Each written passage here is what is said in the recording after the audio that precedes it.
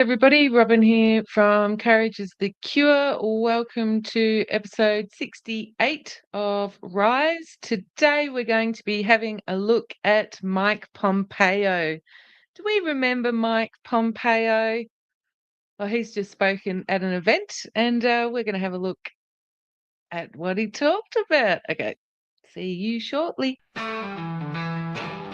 Strength of a woman world on her shoulders. Fight through the noise when the world gets colder. 832, got the grit, got the fire. Watch her rise, watch her come higher.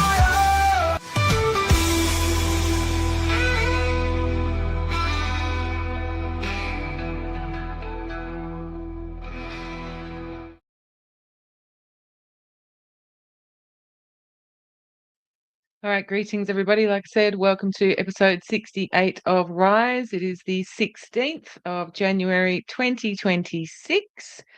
Today, we're going to be talking about Mr. Mike Pompeo, the battle for historical narrative. And we have in the thumbnail there, of course, the word Israel and the year 1984. Surely those things can't be connected, I hear you say. Yes, Rex, we are live. Hello, old fella, old friend. I don't know if you're an old fella at all. You might be a lady. Who knows? How you going? Nice to see you here again. But Mike Pompeo, Israel in 1984, how can those things be connected? Well, we're going to be looking at Mike Pompeo's recent appearance on the 14th of January at an Israel security briefing. And we're going to have a look at how language and history, of course, has been and is and will continue to be weaponized in today's geopolitical landscape. And in particular, Mike Pompeo's appearance and drawing those parallels between Orwellian tactics to control the narrative, 1984 Newspeak, fueling perception bias through institutions and education. That's what we're going to be talking about today and looking at. Hello, Joanne, my wonderful pickleball friend. How are you? I hope you're winning. Hello, Dave at Waffle House. I feel like I should have a song. A reciprocal song. I don't know, is there one about a Waffle House? Hello to everybody on X and Rumble and YouTube. I do that so that I remind myself I'm streaming to YouTube because they have community guidelines and standards, nothing to do with censorship, of course. Particularly, shall we look at the thumbnail once again, when we're talking about Israel and Mike Pompeo. Now, he was the former US Secretary of State, former head of the CIA. Now, if anybody didn't catch my coverage of when Julian Assange was freed from prison and made his way back to Australia, Mike Pompeo made up a lot of that coverage that I did, and I used to use this photo a lot of Mike Pompeo. Well, he certainly lost a few kilos. Good on him, getting his steps in. Good on you. But in case you forgot, allegedly, it has been confirmed allegedly that Mike Pompeo did have something to do with a plot to do away with Julian Assange, of course, while he was all those years locked up in two different embassies. So Mike Pompeo is a troubling person. I remember when Donald Trump gained back his second presidency, and there was a little bit of talk about Mike Pompeo making up part of his administration. A lot of people kicked up a fuss about that because why? Mike Pompeo is one of those fellas that your average person who does understand the geopolitical situation doesn't really trust Mike Pompeo. Hello, Judy. I have trouble, particularly with your podcast vids, Robin, with connection cutting in and out. Yes, I keep watching as long as I'm able. It seems to have corrected for me now. Fantastic. Hello, Rachel. How are you? So, just in case people can't sit through the whole show today, I am going to show you. Hello, Matt, wonderful human. I am going to show you the short clip that alerted me to this Israel security briefing that Mike Pompeo had attended on the 14th of January, the Miryam Institute. This is the short clip. This is what alerted my attention. This is for everybody's viewing pleasure in case you can't stick around for the whole show. I hope this gives you something to think about as far as 1984 Orwellian type of framing, narrative creation, fueling perception bias, all these sorts of things. So here's the short clip. Young people won't remember October 7th in the same way. That's true in Israel and in America and broadly in the world. And we need to make sure two things. One, it's not that we don't forget. We need to make sure that the story is told properly so that when the history books write this, they don't write about the victims of Gaza, right? They can't. The history, and it's.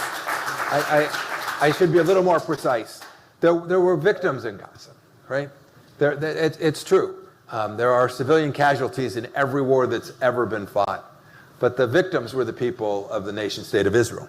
The aggressor was the Iranian regime in the proxy of Hamas, and we need to make sure that the history books reflect that, and that requires each of us every day to talk about it in real time with our children, with our grandchildren, about it in a way that is serious and thoughtful and complete and moral.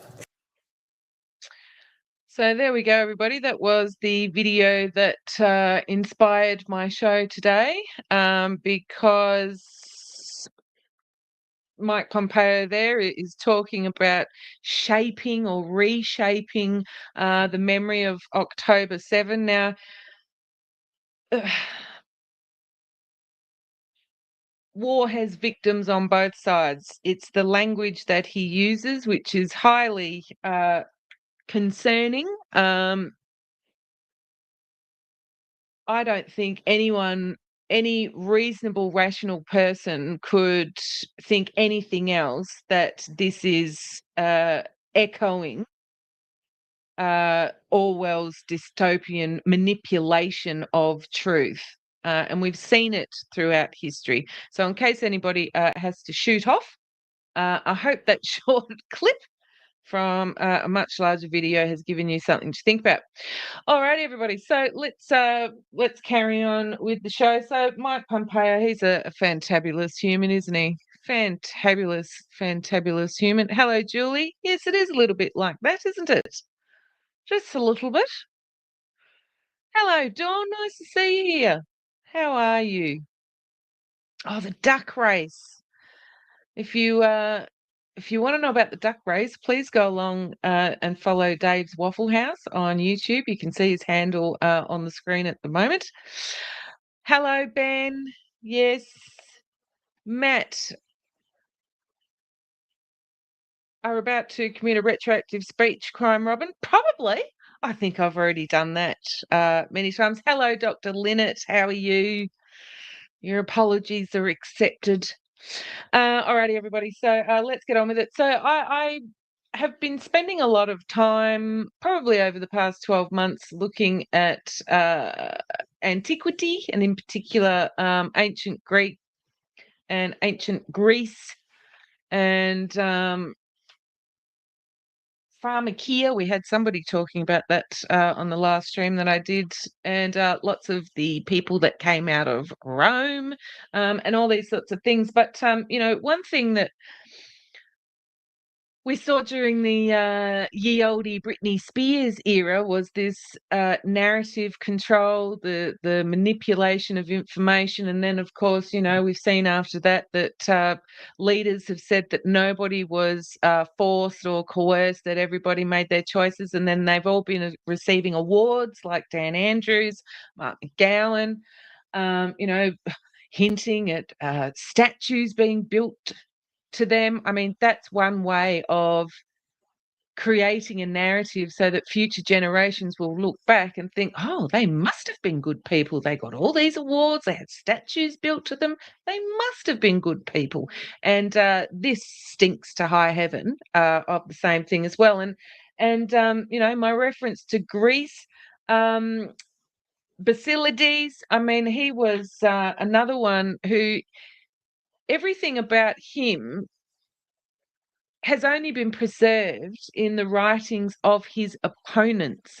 Now, if you think about that, their summaries contradict each other on significant points, right? And it's a real problem when history is remembered through people's opponents or adversaries, right? So that's just taking us back a long time ago to say that this is nothing new, and I'm not surprised that this is top of everybody's mind and is openly being spoken about.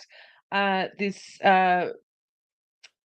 Miryam Institute presentation where Mike Pompeo was attending. They've been doing it forever, so surprise, surprise, they're about to do it again. Thank you, Dawn. Fantastic. So we are going to go through now. The presentation from memory is, how long is it? About 45 minutes. And you can go along to YouTube and you can watch the whole thing if you like. The Miryam Institute, Mike Pompeo warning America has no better ally than Israel. Iran is most dangerous actor. That's what it's called. I'm not going to make you sit through the whole thing. That would just be one of those eye-twitching, ear-piercing, knicker-twisting shows. I'm not going to make you do that. But we are going to have a look at the first 60 seconds of Mike being on stage, and he was there with Benjamin Anthony, the CEO and co-founder of the Miryam Institute, and IDF veteran, combat veteran. And then we're going to skip forward to the piece, which is very Orwellian, and not surprised, but you should be aware that they are creating history for our children and future generations. Hello, stolen hellcat. I don't think I've seen you here before. Talking to Aussies and Kiwis about their impending incarceration. Yes. Yes. Yes. All right, so let's get on with it. I wanted to know if you had an opening message to the people who have come to hear from you, Mr. Secretary, in this time when the emergency seems to be abating, but after everything that we've seen, and you've stood so solidly by us for the last more than 2 years. Oh, no, you need not my message. It's lovely that you all came out. It is so wonderful to be around friends who love the nation of Israel in the same way that I do and my family does. I'm Christian, but I understand the deep tie between these two faiths, and that the importance of the existence of the proper homeland of the Jewish people doesn't escape any of us. And we need to fight for that in every way that we can, intellectually, diplomatically, militarily when necessary. And you all have been so deeply supportive of all of that. And it's funny, Benjamin, when I got that much applause tonight, it makes me very nervous when it's before I speak. But no, it is great to be with you all. So that's the very first part. I just wanted you to hear the introduction because he says some very interesting things there for your viewing pleasure.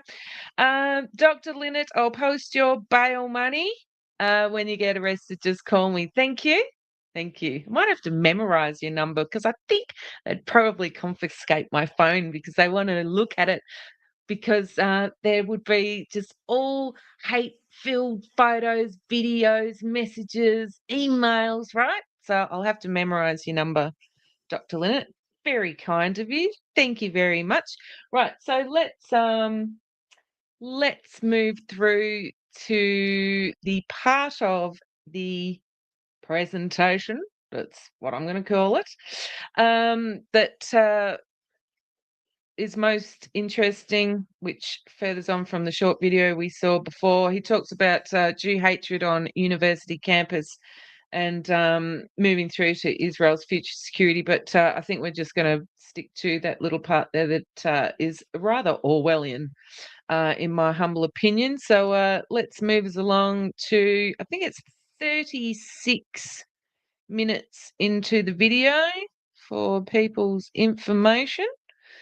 Alrighty, here we go, everybody. Let's listen to this narrative control, the framing, information that fuels perception bias, the creating of history in the future for our children. My conspiracy, allegedly. Academy at West Point. And we're going to be expanding this initiative where we bring current and future officers for a 4-day tour of the death camps in Poland. These are not individuals of the Jewish faith, followed by a 12-day strategy and policy tour of the State of Israel. And I would like to ask you what you would say to an audience like this that's supportive of that initiative. The Lombardis are supportive of that initiative. Why do you think, if you do think, that it's worth people's while in investing in the human capital that's found in those institutions, the military academies and the military colleges? Yeah. Again, I'm not unbiased. Investing in human capital to educate people. Are we listening to the language? Are we? Is that not concerning? Is it just me? Although I saw there was someone here from Navy tonight. We're gonna win on Saturday. Army's gonna win. It's interesting. By the way, full disclosure too. I teach at Columbia. Yes. Because I want different voices there on campus. By the way, my one requirement was lots of security. Was that a reference to Charlie Kirk? I don't know. But anyway, maybe I'm just reading too much into these things. But it's actually been lovely. I've been treated reasonably. We've had good, rational discussions. The other side is just... Hi, Joe. Well, yes, Mike is an awful, terrible person, in my humble opinion. But unless we turn our information into ammunition, history, just like Dawn has pointed out, keeps repeating, right? So how about you pay attention, or you can scroll on. Cheers, buddy. Wrong. It's interesting. There are many schools, not just our military academies, but ROTC programs in America as well, that do train the next generation of American leaders. And so I think it's a lovely thing that they're going to get a chance to experience something that's out of the normative place for what they do in their lives, right? We train at the military academies, we train leaders to become warriors, to serve America. Don't often get to see something like what Miryam's providing to them. And so I think it's fantastic. That exposure will matter. It will be material. Many of the young people who graduate from these institutions will be training, working, and I hope it's not true, but sometimes fighting alongside of each other as they move through their careers in service in the military. And to have had that exposure and then take it back to the larger body of fellow midshipmen or cadets or their classmates will, I think, prove incredibly beneficial for our nation. I think too, last thing I'll say about this, I think about my class of 1986. We had a few folks make general, but we had a lot of folks go out and succeed in lots of different walks of life. The current CEO of 7-Eleven, so if you get a Slurpee you don't like, you can call him. We've had folks that have gone on to become pastors and rabbis and doctors and all kinds of different things.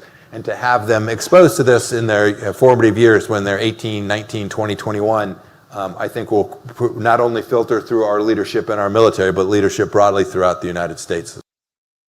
So filtering through to leadership, he mentions, the people being exposed when he was at university, the graduates joining the military, then pastors, rabbis, doctors, says that this will be beneficial for the future. Are we hearing this?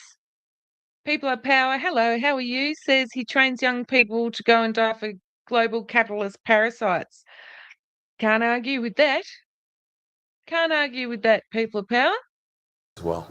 And my last question for you. The Jewish people, I'm painting with a very broad brush here, but I'm going to paint nonetheless. I've noticed in the diaspora, not so much in Israel. I think in Israel they're born almost emboldened and outspoken and ready to do whatever's needed, less so in the diaspora. But they turn bold when people not of our faith, not of our number, are able to impart some certainty and some confidence, especially individuals with achievements such as yours. It doesn't feel like the business with Lebanon has been finished. It doesn't feel to me like things are finished in Gaza. It doesn't feel like things are finished in Yehuda v'Shomron, Judea and Samaria. And I think that a lot of people will be wondering about Israel's security. So what would you say to this audience about Israel's near and medium-term security in the aftermath of October 7th? Yeah. You know, Benjamin, I feel better about it in the near term than the medium term. Okay.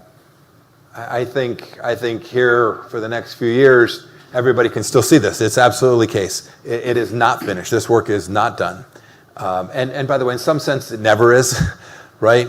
In some sense, evil will continue to roam the earth, and we all have an obligation to defend against it, both intellectually and militarily when required. But I worry about it more in the long run, because people will forget there will be something else that will come up. And October 7th will become a more distant memory for all of us. I think about the way that's happened with 9/11. I think about what happened to the generation before with Vietnam for the United States, right? Each generation passes along, and my son was born in 1990. He doesn't know these things and feel these same things as the folks who are a generation older. The next generation of young people won't remember October 7th in the same way. That's true in Israel and in America and broadly in the world. And we need to make sure two things. One, it's not that we don't forget. We need to make sure that the story is told properly, so that when the history books write this, they don't write about the victims of Gaza, right? They can't. The history, and it's I think. What exactly are we clapping there? Don't even want to use we. What are they? That divisive language, us and them. What are they clapping there? Did we hear what he said? To be a little more precise, there were victims in Gaza, right? It's true. There are civilian casualties in every war that's ever been fought. But the victims were the people of the nation state of Israel. The aggressor was the Iranian regime in the proxy of Hamas, and we need to make sure that the history books reflect that, and that requires each of us every day to talk about it in real time with our children, with our grandchildren, about it in a way that is serious and thoughtful and complete and moral. And if we do that, if we don't just kind of walk away and say, yeah, that was a mistake, that was a bad day, or, oh goodness gracious, isn't it great that that's now over, we need to continue to raise it and bring it back. And if we lose that, I worry about Israel's security in the longer run. You mentioned, I think you mentioned this, right? If you'd have asked me, and I'll end with this idea. Actually, I'll end with two thoughts. If you'd have asked me 10 years ago when I entered Congress what I thought about the United Nations, I would have said it's important and we need to get it and make it better. And today I believe it ought to be eliminated. And I say that with literally no joy. I say it heartbroken that an institution that was formed in the aftermath of a world war, that had a noble mission set, but that its leadership walked away from its core charter and has no capacity to reform or fix it, to actually deliver against its stated charter. If you read that charter, you would all find joy in it. You would all find heart. It talks about human rights in ways that we would all recognize. And yet the institution has been so corrupted, is so indecent, that now we have to collectively decide what to create in its aftermath when it is gone. Okay. Walking away from human rights. Hey, look, I'm the first one to say that the UN, it's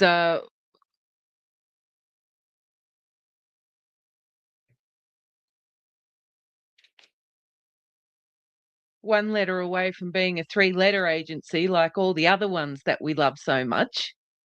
Not a fan, by the way, but to dare talk about the UN, walked away from its charter and then says, talking about human rights in the same sentence, oh, dear me, eh? What, there's something about a kettle and a pot and calling something black? I don't know. Huh? So, I think Ben made a very good point here. When your enemy tells you who they are, it pays to listen. Now, I'd even go so far as to say, and I've mentioned it many times, that the evil, disgusting creatures who like to think that they control us and operate all of the puppets that we see on our TVs. They don't show their faces, and that is the enemy. That is the enemy. Is the awful, disgusting creatures that don't have the testicular fortitude to show their faces. And these puppets are telling us what they're doing. They are telling us what they're doing, and we should pay attention, because just like Mike Pompeo very nicely talked about in his answer there about not forgetting history and the story to be told, that people should talk to their children to make sure that the correct history is survives through adults speaking to their children. You need to actually see through that and actually do your job as a parent, as a family member, as a nana, grandpa, uncle or auntie, and speak to the children, because not only do we have things like this going on with institutes such as this who enroll disseminators and narrative control enthusiasts, we do have our institutions, our schools, our teachers. He's just mentioned training people at university, whether it's pastors, rabbis, doctors, teachers, to program our children. So it is our job. Turn it upside down, the right way up, actually, from what Mike said. And it is your responsibility to speak to your children, because they won't be getting the right information from the textbooks. They won't be getting the right information from their teachers, because that's already been infiltrated. Yes, people are power. So it is our responsibility to make sure we do have those conversations with our children, because unless we do, and we've seen it time after time after time, our agencies, our politicians, our bureaucrats, our schools, our teachers, our doctors are captured by corporations, by institutes, and they manipulate, control the narrative. It is our responsibility. It's just a shame that the very good words, the good advice of taking back parental control and family control and educating your own children is being spouted by this person to actually do the opposite, to control the narrative. See how this is 1984 Newspeak, upside down land? It's all inverted. They're not hiding it anymore. They're telling you what they're doing. Hello, how are you? Yes, exactly. That's a great name. My kids call me Karen. Reposted the stream. Fantastic. That's an interesting name. It's just a shame that very good advice, as I said, educating your own children, especially about points in time in history, to make sure, I mean, we're all, unless you're aware of the information you're consuming, this confirmation bias and this perception bias can affect us all, because whether you like it or not, we're all programmed to some extent. But it is very important because every which way we look now, and it doesn't matter what kind of event it is, whether it's a so-called global pandemic or a war, this manipulation, this effort to control the narrative never ends. And that's why we have to talk to our children. Yes, Richard, fighting with each other is just silly. Yeah, I have no time for it. I thought it was interesting him talking about, referencing 9/11 and the Vietnam War, and that children don't really understand that because they didn't live through it. So, you've got to educate them, right? Sounds good, doesn't it? But I know from living in Germany for a number of years and seeing what children are taught about World War II, German children grow up with a programmed global guilt about World War II.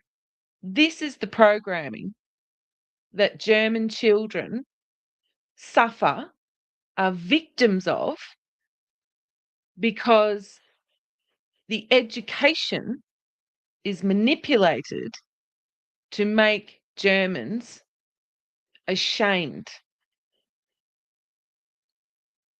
Now, anybody that wants to make children grow up being ashamed are in the same boat as making long life big pharma patients out of children. Anybody with 2 brain cells knows what I'm talking about.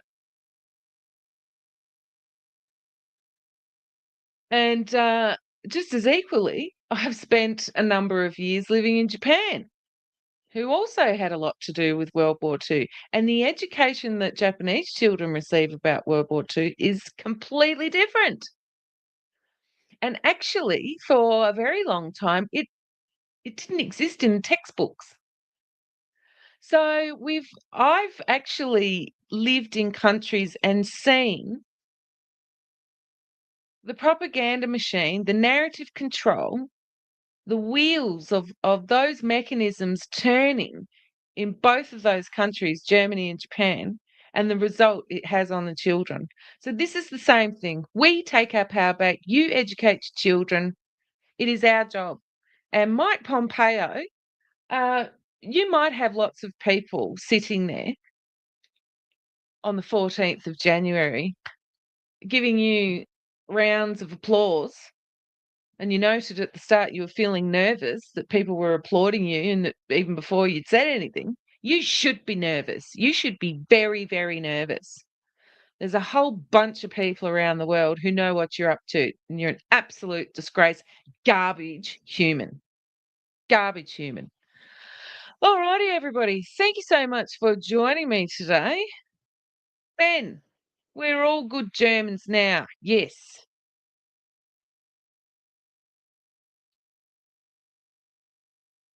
I think all the Five Eye Nations, Itty6339, hello on YouTube. How you going? She or he has said we in the USA should be ashamed of our country right now. I think all the Five Eye Nations should be ashamed of themselves. Absolute disgrace.